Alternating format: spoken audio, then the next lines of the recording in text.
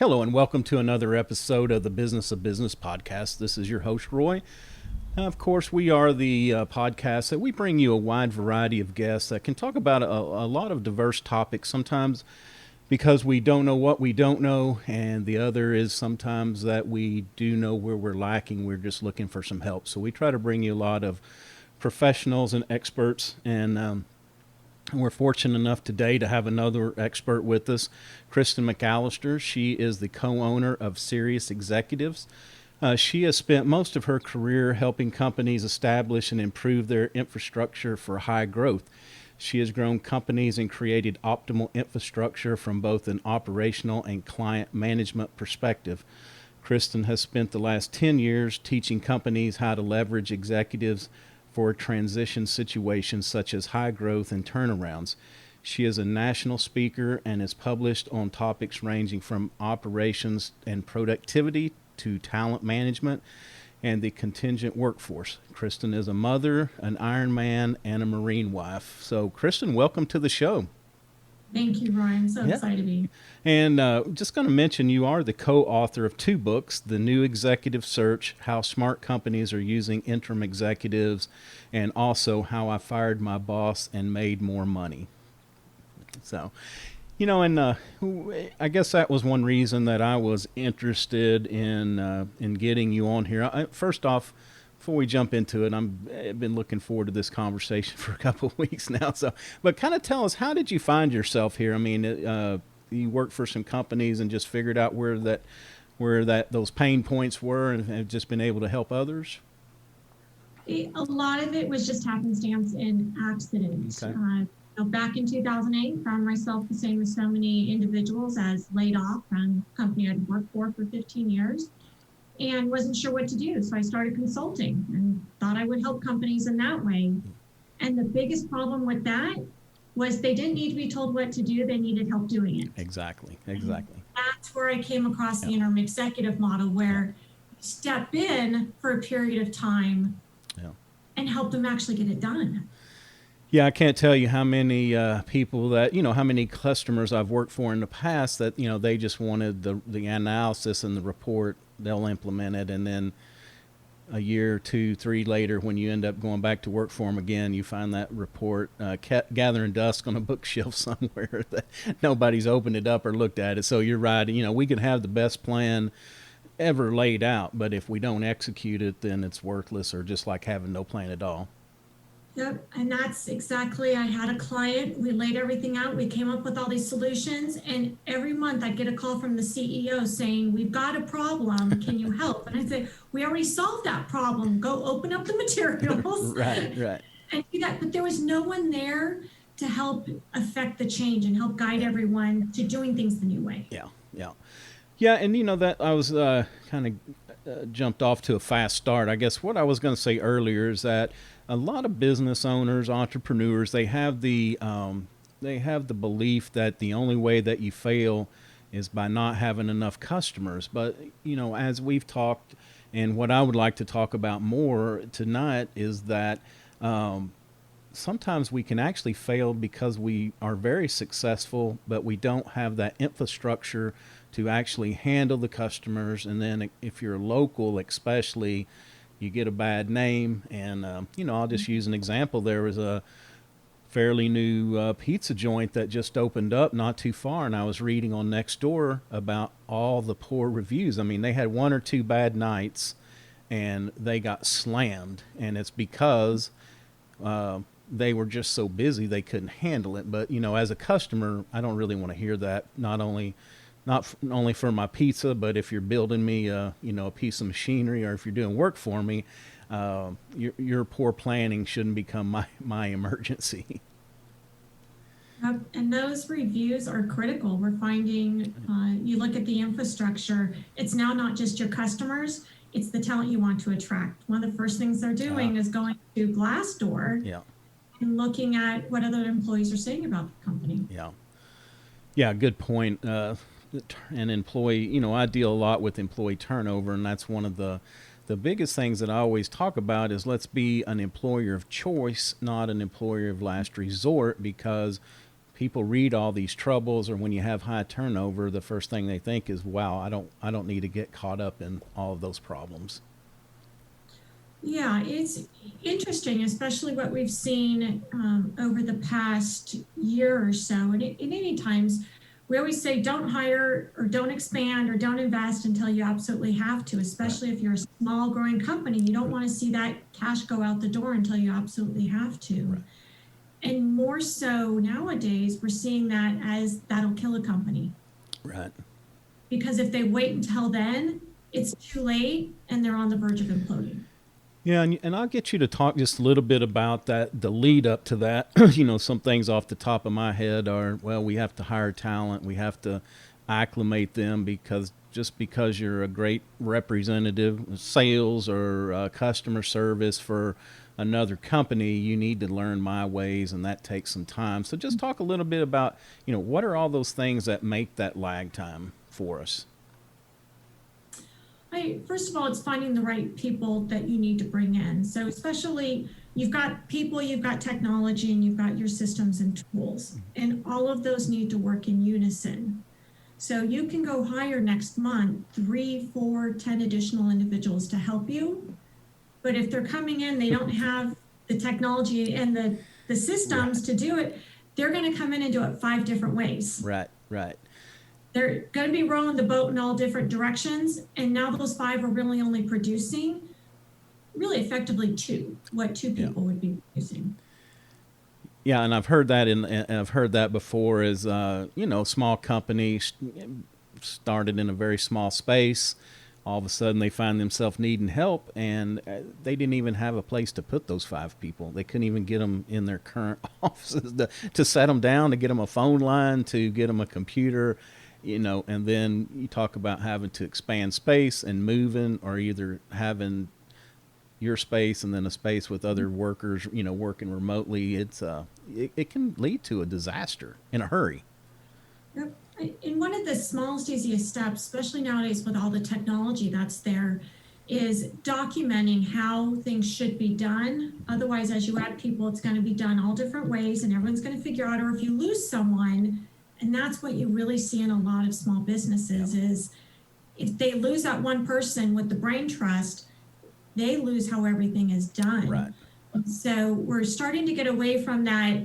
Tell someone to sit down and type up a 10-page SOP. Right.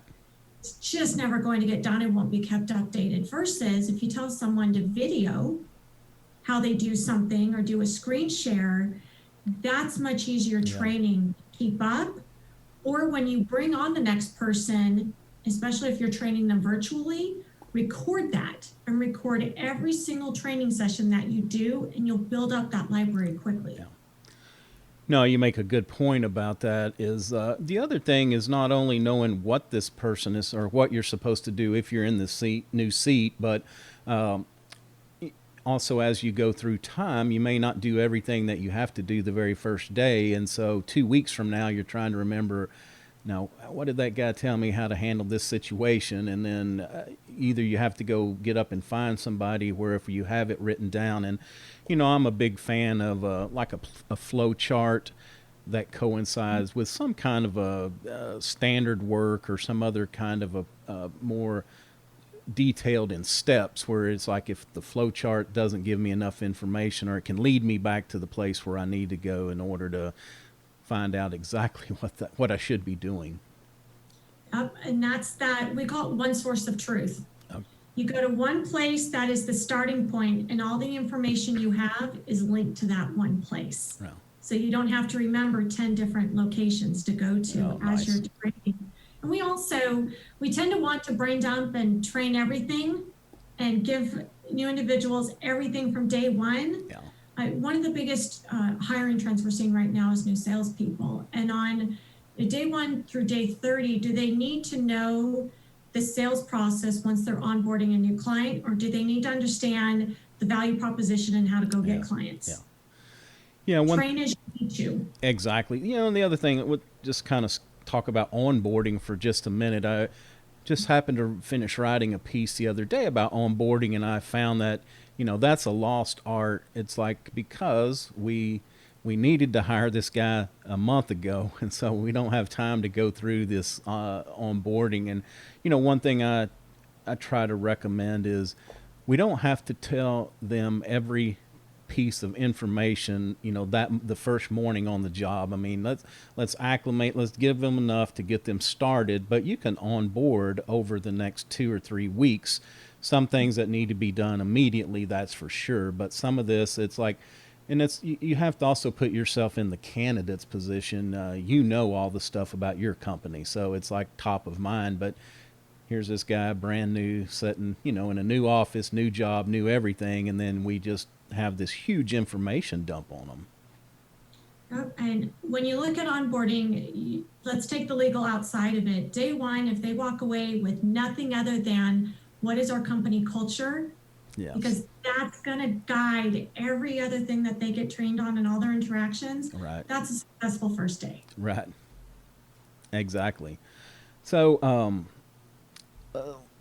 I don't want to skip over any good information, any pertinent information if you have it. But one thing we think about during that high period of growth, and your one of your books is talks about using interim executives, and so there are ways that we can use these fractional executives to help us through those rough periods till we get people in place the right because that's the other thing I think too is we get in a rush, hire the wrong person, and so now we have just really messed ourselves up because we got somebody in a job that either can't do it, won't do it, whatever their problem is. Now we've got to stop, rehire, and restart. And then to me, it always just looks very sketchy to me as a customer when I go to the same business and it's just different person, every time. So let's talk about how how can we use interim executives to kind of help us over the hump? In a number of ways. So think of expertise and executive talent and leadership as a whole. It's now a puzzle piece. You don't have to necessarily look at the entire picture and say, I'm going to go and purchase this individual for $250,000. Yes. I can't afford that. You can say, I want this expertise here for the next 3 months, but I just need it 1 to 2 days a week. Right. Or as you mentioned, to get over this hiring hump, we need to hire 10 people. Why don't I bring in an HR expert who's done that kind of ramp up and onboarding and put everything in place and bring them in for the next 3 months? It's no longer a one size fits all. Yeah. So in any way that you need at each step, and one of the biggest things, whether you're even at $2 million, at that size of a company, if the CEO is wearing the CFO hat and still doing all the accounting, the bookkeeping, the financials, it's not their highest and best use of time. And they're really thwarting our growth by doing that. So it's a great way to step up the talent and the leadership, whether it's to bridge a gap or to take that off of you as the owner. Yeah. And, a lot of times we talk about this kind of gets back to knowing yourself and your skills, that if you started this company and you're an awesome salesperson, then why do we want to take that talent away from the front line and have you making entries into, a ledger or journal or typing them in a computer, however? We need you, you should be on the front helping train and teach our salespeople, not doing the accounting. Absolutely right. And I will say as a business owner, I am an absolute victim of doing that myself, to where I love working with our clients. That's where I started, where I bought the business. I enjoy solving their problems. I enjoy being here and doing things like this with you and evangelizing what we do. But if I'm being the CFO or if I'm being the COO and I'm doing that, it's not serving the company and it's not serving our team the best. So being able to pull that off and bring part-time individuals in to do that for me. I've never heard a CEO say, every time they do that, it's, I waited too long. I've never heard anyone say, gosh, I should have waited another 6 months before I got in that help. It's always, I should have done it 6 months ago. Yeah. And I'm going to use a 3-letter word here that gets in our way too, is sometimes it's our egos that this is our baby. We don't really want anybody touching it, or we know what's best, or there's a million reasons that we can use, but we have got to put that aside and say, for the better of this business, we need some help in, specific areas. Not that we couldn't figure it out even. It's just, is it worth the time and effort it takes to try to figure this out when we could you could carry on with your job and let somebody else come in and take over that. You're absolutely right. And we really see it's the flip side. It's the ego. It's also the flip side of, I don't want anyone to know or realize how much I was trying to figure out that I was struggling. Yeah. It's that insecurity of, I don't want anyone to know that I need the help. And I will say that right now is such a great pivotal time where we're seeing leadership in companies reach out more than ever, saying, I don't have all the answers, and I don't have to have all the answers.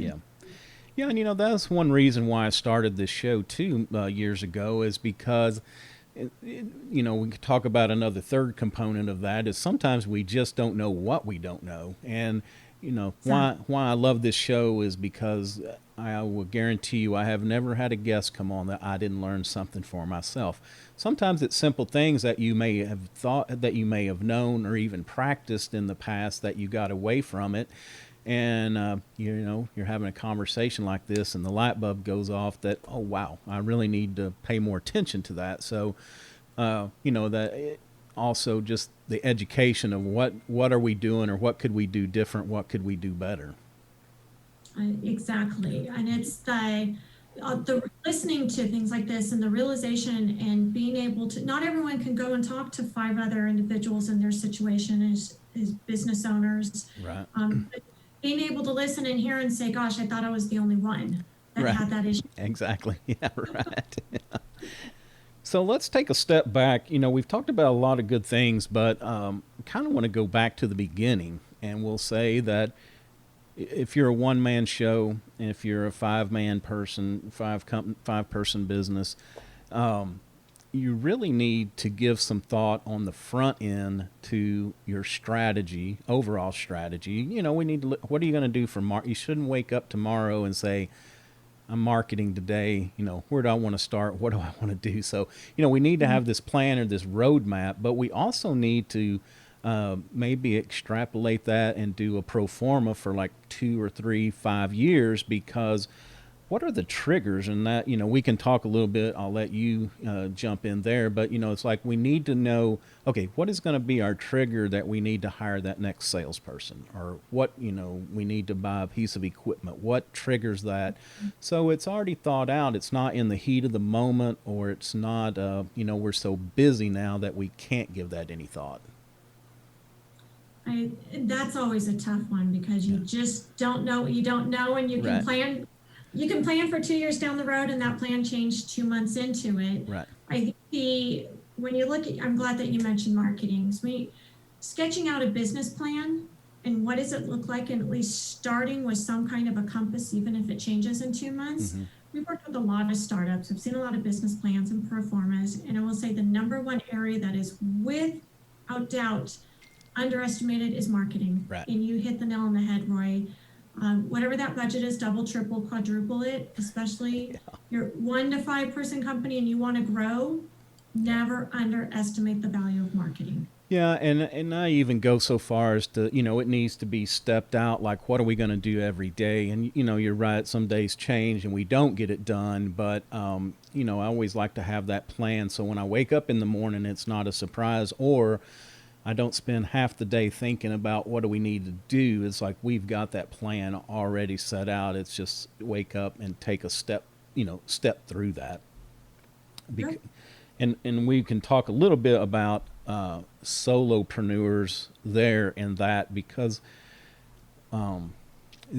they typically get into a boom and bust cycle. It's like, I've got no business today, market, and then you get a couple jobs and it's fulfill. And then, 3-6 months later, it's like, where'd all of our business go? Market. So you get this whole thing. And, we could talk a little bit about, but, like automation and things that we can do to keep that pipeline full, we may have to take our attention off of it a little more. But again, we can hire interims, we can outsource some of it, we can get temporary help. There's a lot of things that we can do to help ourselves even that cycle out. Yeah, from a solopreneur standpoint, I know a lot of independent individuals out there, whether they're executives, they're starting a pool service business, whatever it is, not being the one to do it all is one of the best ways to avoid that boom or bust. Mm-hmm. And one of the hacks that we say is Upwork, upwork.com. Yep. It's a great place to find talent, project-based, reasonable rates for marketing, for lead gen, for just about anything that you might need, yep. Setting up your website that's cost effective for you, to be able to not be the one who's doing it all. Yeah.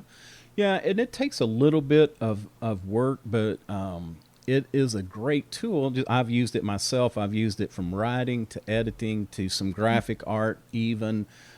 Used it for a ton of stuff, but it's well worth going through, because the nice thing is, especially some people I had writing for me or editing, once you build a relationship and have a little bit of rapport, they were a de facto employee, because I could call them up and say, hey, I've got some stuff, and they would put other things aside because they knew, number one, I had more work coming, and number two, they knew I paid my bills. And that's you got to take that into account when you have, when you're freelancing like that, is, did the work, am I really going to get paid? So they appreciate that when you can pay on time. And like I said, they will, a lot of times they'll put you at the head of the line when you call back for another job.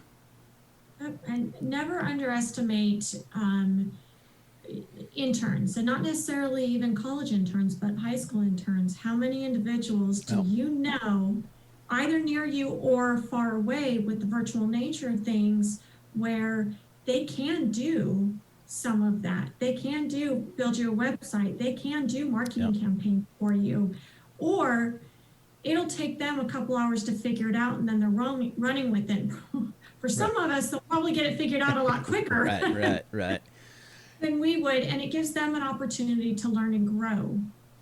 Exactly. Yeah, and again, I've implored that as well, and has some really good young people that come through that, I learned something from them. They were innovative. Maybe they learned something in school that they were able to teach me, but sometimes just being around fresh ideas is kind of nice for the business owner as well. And more and more where we're seeing, we talked about that ego, or that self-esteem, not wanting people to know that you don't have all the answers. That seems to be diminishing more and more as we're seeing businesses bring in advisors. We're working with a client, 1.5 million in revenue, and works with an advisor a couple hours a month, and is just helping him. Actually did some of the research on Upwork, and I think they got a new logo for $50. Oh, wow. And they love it. And quite a few different things to be able to, those business growth hacks. Right. To know all those, to make quicker decisions and think outside the box, because we're so mired inside of our business on a day-to-day basis. And just having that advisor there to hold you accountable, to move the needle, can be a tremendous benefit. Yeah, and it's, it gets back to surrounding ourselves with people who we trust and who have our best interest at heart, and also who are successful, because, off topic a little bit, but, if we surround ourselves with people that just suck the life out of us, then that's kind of where we're going to end up. Where if we can find these other people that really want to help us, that are upbeat and positive, it can make a huge influence on the way that we carry out our days as well. Why do you think people tune into your podcast, Roy? Encourage them and uplift them. Yeah, right. Well, I would hope that we can, for sure.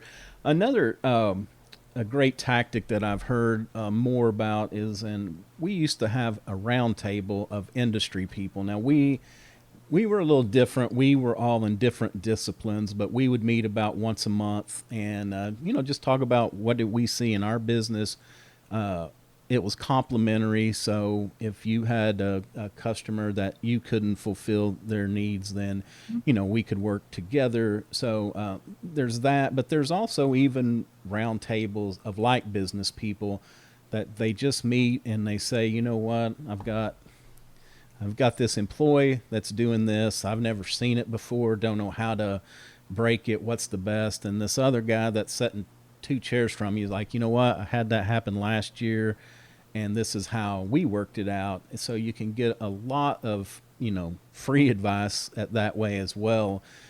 You have to be willing to open up about it. But if you find people that you trust, that trust you, and it's a tight group, it works very well. Whether it's from your industry, similar industry, we're all members of associations and similar industry, but non-competing. You'd be surprised at picking up the phone and saying, hey, you want to get together for an hour and talk? Everyone can sign an NDA. Right. You'd be surprised at how quickly people then want to join. Right. Well, that's great. Do you have any other tips for, high growth? Either, well, one thing we really haven't touched about is that client, the client management perspective. So let's talk about that for just a minute, if we could. What are some hacks or tips or tricks for, putting in, because the other thing is that's, to me, it's an integral piece that's tough because I know how I talk to my clients and I know how I want them treated. Now, finding somebody that can mirror that or that we can train, it may take a little bit. So what are some things that we can do in the interim there? I would bring it back to culture and your value system. One of the first values that we have at Cerius that we teach is we treat our clients' business as though we're our own. Correct. And so we don't have to train on how do you make decisions. That guides the decision making. You make the decision that's in the best interest of the client. And that will feed in throughout the organization.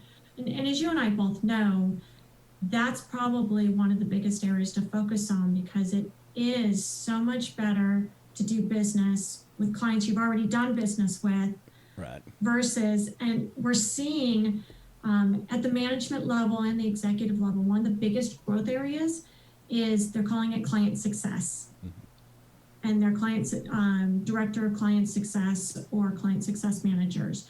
And what they're doing is they're the steward for clients from the first moment we start meeting with them, or reaching out to them via marketing, to when they're working with us and they finish up, and then keeping in touch with them ongoing.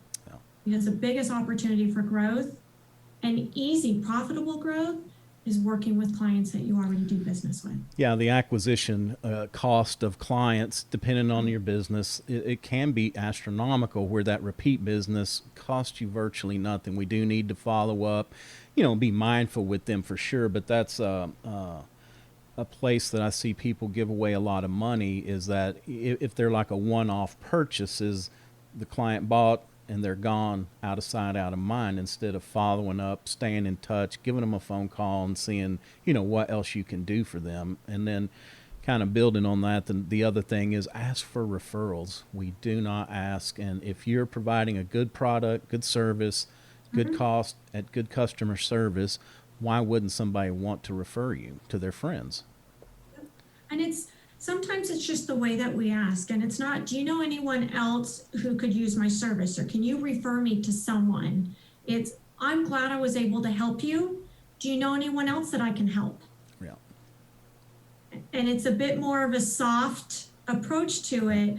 And a lot of people just don't like to ask for business. Yep.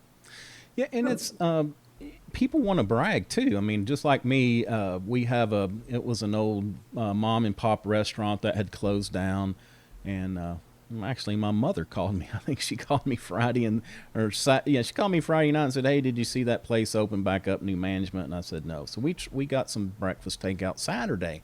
It was awesome, and so I just posted it on Nextdoor, because, I want them to succeed. They're very nice people with very good food. And I said, y'all need to give them a try. Well, so today a guy posts back and said, I had a client lunch with 56 orders that I went up there for, because he saw this, he saw that they were open He's like, these guys need to advertise. He said they handled it, food was good, everything went smooth. So, that's just a little bit of a domino effect about what happens if we can start getting the word out. And everybody wants to brag about who they know. So, if you provide a good service, of course, people are going to want to refer you because they're going to want to brag about what a find that they had. And that's going back to the roundtables that you mentioned, and just asking, who did you use for market? Who did you use for that, this, and that? And we all want to feel good that we found a great person. Right. And they're so great that other people want to use them. Exactly. Well, Kristen, I want to thank you for taking time out of your day. I've got a couple things before we, wrap up. But one is, what is a tool that you use, tool or a habit that you feel like really adds value to your life, either professional or personal? For me, it's a mantra. And I think that it's so valuable because it took me so long to learn it. It was probably one of the hardest things to learn. So I'm that person who's guilty of, I can do it. I can do it all. Yeah. And I can probably do it quicker than anyone else. And it's that mantra, highest and best use of time. Yes. What is my highest and best use of time, whether it's in business or even personally? I was complaining to my husband, and I don't get to spend as much time with my son. And he said, well, then why are you cleaning the house? Hire a housekeeper. Exactly. Not the highest and best use of your time. Right. And we said, go through a list of everything you're doing and look at what's everything that I can, and maybe someone else should be doing it. And what's the cost? Put a line item there. What am I paying myself versus what would I pay someone else to do that? And you'd be amazed at how quickly that cost structure comes down. Yeah, and that's one thing that I've done in the past is when you hire people to do chores for you, I guess, as you look at, well, if I can spend an hour doing whatever this task is, that I can pay $20 in order to get it done, and in that same hour I can do some marketing or do some other client work that makes me somewhere way above the $20 an hour figure. So it's really, if you sit down and put pencil to paper, it's really a no-brainer. The mental block that we all run into is doing something new for the first time. It's going out and finding that housekeeper. Yes. It's finding someone who can run a marketing campaign. Yeah. Look through the long term. Yeah. 1 year from now, where do you want to be? And continuing on this path is not going to get you there. Yeah. Sometimes you've got to extend that little extra effort. Or as you mentioned, I love it, the referral. Go out to Facebook, LinkedIn, any number, and ask, who do you know? Who would you recommend? Yeah. I think we have to think about a little bit of pain in the short run is going to bring us, I guess, just relieve a lot of pressure on us as we go through the long term. And we may have some false starts hiring people. I've done it before, even as much work as I put into it. Sometimes it's not a good fit for whatever reason, but if you keep trying long enough, you will find the right fit for sure. Absolutely. So tell us a little bit. I know that you have a CEO quiz that basically is your company set up for success. And what that does, it helps CEOs identify what areas that might be stalling them. Yeah, it is. And my apologies. I actually am going to need to give you the website link to put in the notes of the podcast. Yeah, not a problem. Yeah, it's one of those.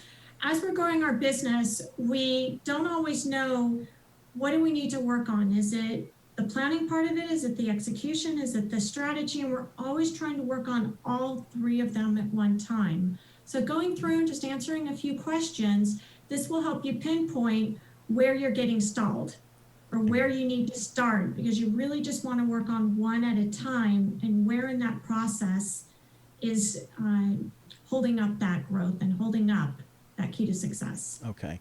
Yeah, awesome. We will put that link in the show notes so people can go over there, and it'll be it'll be a good start, and that way I can put you in touch with Kristen to maybe help you out. Fantastic. Thank you, Ron. Yeah, you bet. So tell us, who is your client? What can you do for them? And of course, how they can reach out and get a hold of you. Absolutely. Our client is any small to mid-size business owner, CEO. We do a lot with privately held businesses and especially family-owned businesses. Okay. On providing, think of it as, we help you date leadership. So rather than hiring someone on a full-time, longer-term basis, you just need them in the short term or maybe just part-time. We help that matchmaking process. We ease it through it, and then we stay on and make sure that everything is accomplished. We can be reached at CeriusExecutives.com. That's CERIUS Executives.com. All right. Well, awesome. Well, y'all reach out, put Kristen to work for you, let her help you if you're going through some growing pains, or even it's even better if you just don't wait till there's pain. If you go ahead and just get out front of this, let's put a strategy together that can help you before you actually get into some trouble. So.